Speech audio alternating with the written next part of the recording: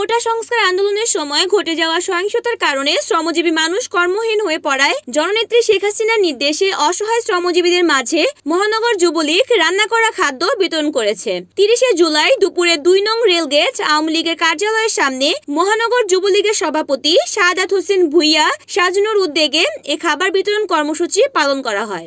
এ সময় আরও উপস্থিত ছিলেন 18 নং যুবলীগের সাধারণ সম্পাদক মুজিবুর রহমান, যুবলীগ নেতা মামুন ভুইয়া, ইকবাল হোসেন, মহানগর যুবলীগ নেতা সাইফুল ইসলাম তানহা, 11 নং যুবলীগের member Yusuf member, Gognagar union Awami লীগের আহ্বায়ক মুজিবুর রহমান, সদস্য সচিব নূর হোসেন সওদাগর সহ মহানগর যুবলীগের 10টি ওয়ার্ডের অসংখ্য নেতৃবৃন্দ। যারা মানুষের কথা বলে সেই সাংবাদিক সমাজের উপর হামলা করে 2 জন সাংবাদিককে হত্যা করা হয়েছে।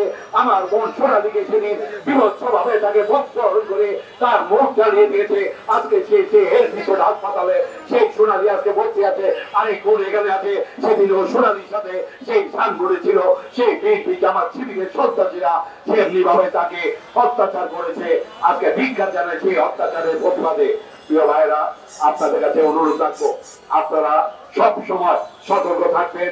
ডাক দেওয়ার মতো নাইব 4 আসনের সংসদ সদস্য একে শামীম ভাই সেদিন মহানগর আওয়ামী লীগের বর্ধিত সভায় নির্দেশ দিয়েছেন সবার ফোন খোলা রাখবেন। যার তো 3টা বাজে যদি ফোন করা হয় ফোন ধরে সাথে সাথে রাজপথে নেমে আসবেন। কারণ রাজপথে নেমে থেকে অতিথি নারায়ণগঞ্জ থেকে ঢাকাকে আমরা শক্তি যোগান করে দিয়েছি, তেমনি ভাবে নারায়ণগঞ্জ থেকে আমরা জননেত্রী শেখ হাসিনাকে শক্তিশালী করার জন্য আমরা সর্বদা প্রস্তুত থাকবো, এই আশা রেখে রাখছি।